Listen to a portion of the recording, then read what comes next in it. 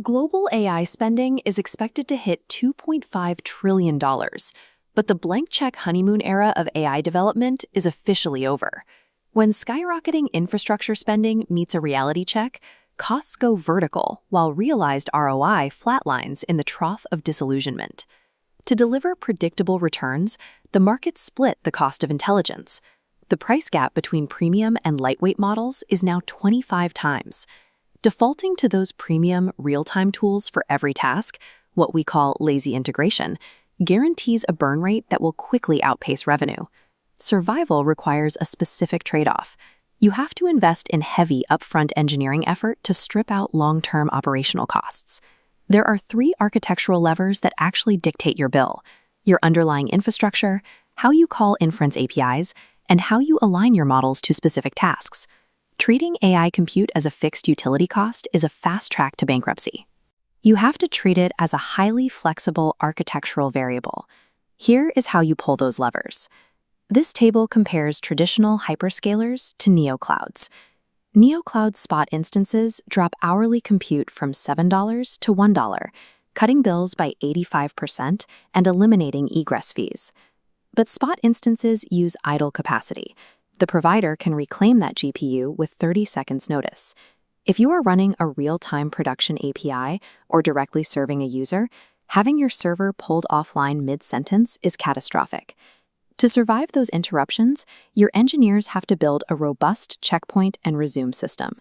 When a server drops, the system saves its place and restarts seamlessly on the next machine. This makes spot instances the financially correct choice for batch training, data processing, or hyperparameter sweeps. If your product requires strict SLA reliability and guaranteed 24/7 uptime, you have to pay the hyperscaler premium. Your hardware savings are directly proportional to your engineering team's ability to build resilience against sudden compute interruptions. The next lever sits at the software layer, dealing directly with the cost of calling foundational models like Claude and Gemini via their APIs. The first optimization tactic is moving your requests away from real-time and putting them into 24-hour batch APIs. This chart shows exactly what happens to the token bills for Claude 4.6 and Gemini 3. Moving to a batch request instantly cuts the cost by a flat 50% across all pricing tiers. The catch is that you surrender real-time responses and wait up to a full day for the model to return its output. You apply batching to large-scale model evaluations, bulk data processing, and offline content generation pipelines. For workloads that absolutely require real-time answers, the second tactic is utilizing context caching for large system prompts. Look at this block representing a massive prompt for Gemini 2.5 Flash. Once cached, the input cost shrinks to a fraction of standard tokens, but there is a hidden financial trap. Providers charge a continuous hourly storage fee to keep that cache alive. Caching only yields a positive return if you query the exact same prompt context over and over again within a very short time window. API arbitrage is about identifying which specific parts of your application actually demand instant novel processing and aggressively delaying or caching the rest. The final architectural lever is how your model is aligned to execute its specific business task. You are choosing between feeding complex instructions into a generalist model or fine-tuning a smaller, open-weight model to do the job natively. Fine-tuning requires investing heavy time upfront to curate a clean dataset. You train the model to strip those massive, repetitive instructions out of your daily prompts. This break-even chart maps the upfront training cost against the daily inference savings.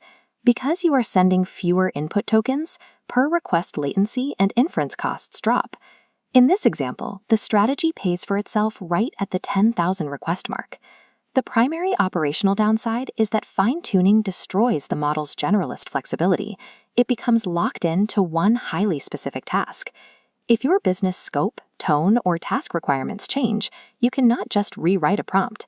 You have to endure a slow, expensive retraining cycle. Fine-tuning is financially optimal only when you have a high-volume task that is rigid, highly specialized, and unlikely to need frequent updates. Map your architecture to volume and latency tolerance.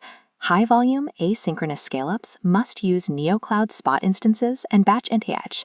High-volume, real-time enterprise integrators need hyperscaler SLAs and context caching. Low-volume prototypers should buy on-demand premium models and optimize later. Across all of these profiles, the flagship, most expensive models should be reserved exclusively for complex agentic routing, not basic data processing. Surviving the 2026 AI landscape depends entirely on identifying exactly how much engineering friction your business model can tolerate in exchange for market